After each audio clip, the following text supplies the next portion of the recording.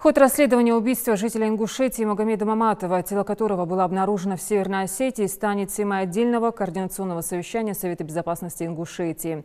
Об этом заявил руководитель администрации главы республики Магомед Яндиев. Он отметил, что необходимо подключить все силы и средства для того, чтобы выяснить, как и при каких обстоятельствах Маматов погиб.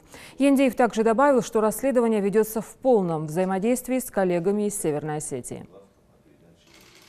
По данному вопросу глава субъекта отдельно обратился к руководству Северной Осетии и в следственные органы, чтобы данный вопрос был расследован и взят под личный контроль.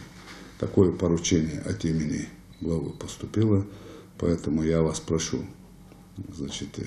подключить все силы и средства для того, чтобы взять этот вопрос и как можно быстрее, чтобы продвигался процесс по расследованию данного преступления.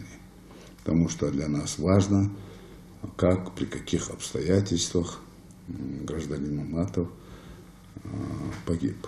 В связи с этим я ставлю перед вами тоже задачу, чтобы вы внимательно, тщательно взяли этот вопрос на контроль. Напомню, Магомед Маматов без вести пропал в августе 2017 года. Сообщалось, что он выехал во Владикавказ за запчастями для своей автомашины и в тот же день бесследно пропал. Мужчина успел сообщить, что за ним следят люди на 3 автомобилях. А уже 17 января этого года обгоревший труп Маматова найден был в городе Беслане, Северной Осетии.